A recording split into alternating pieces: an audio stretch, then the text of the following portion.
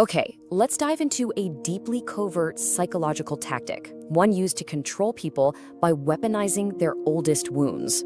We work so hard to heal from past trauma, right?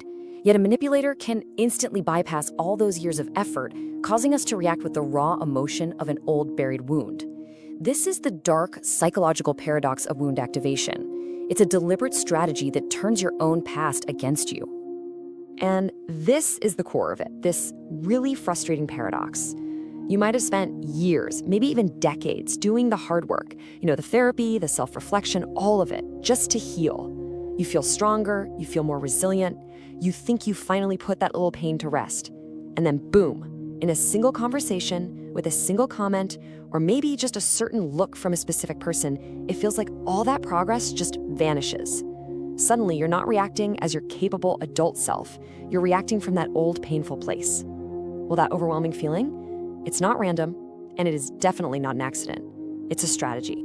So here's our game plan. We're going to map out this entire playbook. First, we'll define what this tactic actually is.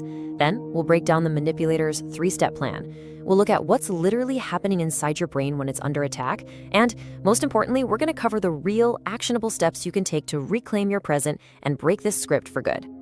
First up, let's talk about the core concept. How can your own past be turned into a weapon?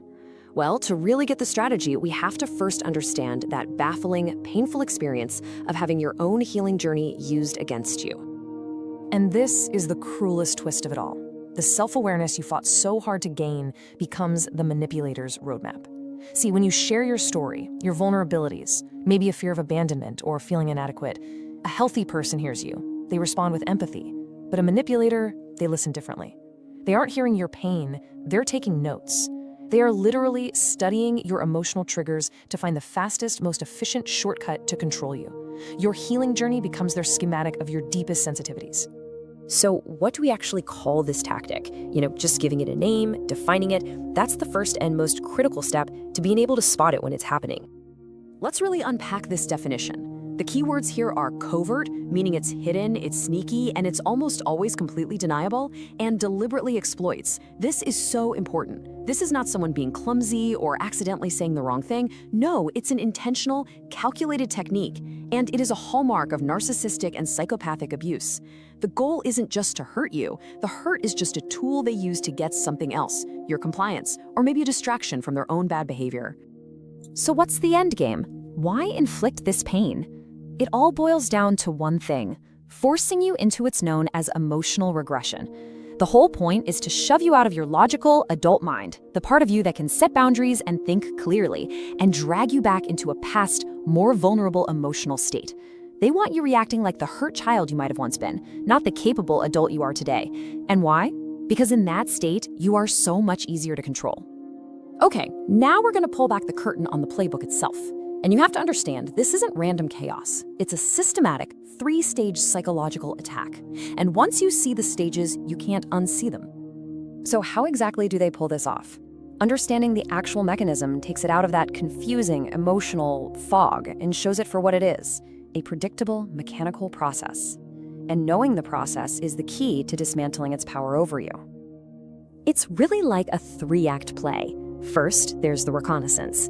Then there's the attack. And finally, there's the payoff. Let's break down each step.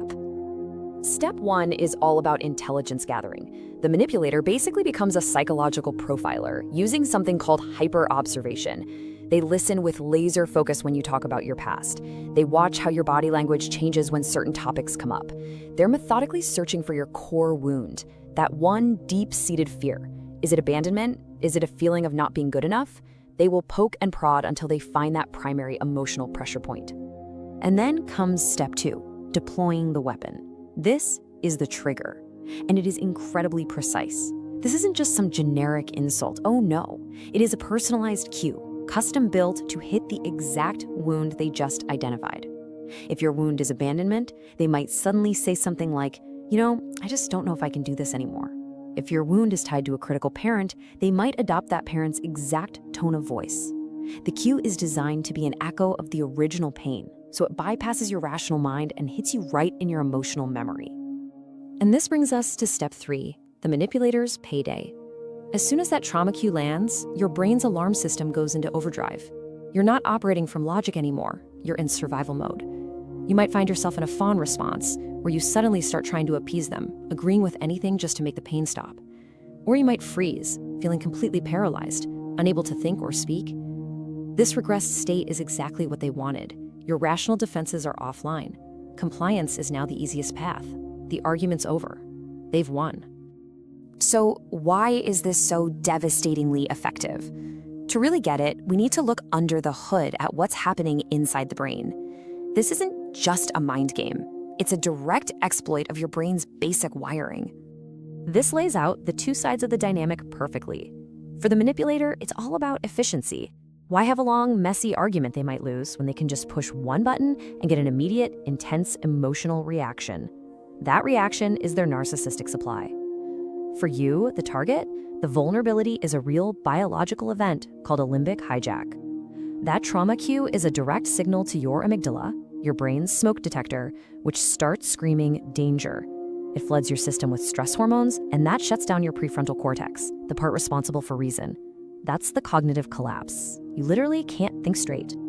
Okay, we've dissected the attack. Now for the most important part, the defense. Because knowing the playbook is one thing, but knowing how to shut it down is everything. Let's build the security system you need. And the defense plan is actually pretty straightforward. It comes down to 3 concrete actions. These are not abstract theories. These are practical, in-the-moment tools you can use to stop the hijack while it's happening and take back control. Your most powerful tool is breathtakingly simple, a 4-second pause.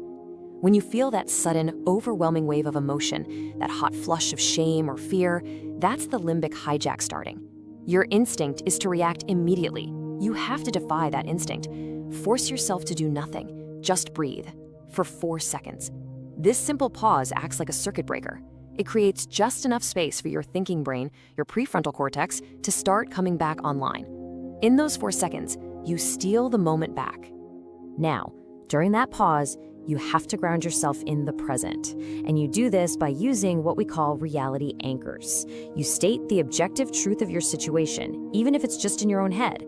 Saying, "This is wound activation," names the tactic. It externalizes it. Saying, "I am an adult and I am safe in this moment," directly fights that feeling of helplessness. And the most important one, this is the present, not the past. That statement separates the current trigger from the old trauma, which is the whole point of the defense. All right, let's bring this all home. We're going to distill everything down to the single most powerful mindset shift, the one idea that can truly unlock your freedom from this whole dynamic. Internalizing this one distinction, this is everything. The manipulator's current action, that comment, that tone of voice, it's like a tiny key. The massive, overwhelming pain you feel is not from that tiny key. It's from the huge, pre-existing wound that the key just unlocked. When you realize the 10 units of pain you're feeling is actually 9 units of old history and only 1 unit from their current action, you stop giving them credit for all of it. You see their move for what it is, a small, cheap attempt to leverage a much bigger pain that has nothing to do with them. So when you step back, you see it for what it is. Wound activation isn't just random cruelty, it's the calculated strategy behind why they trigger your old pain. It's all about controlling your present behavior. The pattern is always the same. A personalized trauma cue causes a limbic hijack, which forces an emotional regression to secure your compliance. But here's the beautiful part. Awareness breaks the machine. By doing your own trauma audit and using those reality anchors, you make a choice. You choose the safety of who you are today over the pain of the past wound. You refuse to play your part in their script. And that leaves us with the final empowering question. This whole dynamic only works if you unconsciously follow the script they wrote for you, a script based on your past. But you are not that character from your past. You're the author of your present. Now that you can see the script, now that you know the strategy, you get to decide. How will you choose to rewrite your response?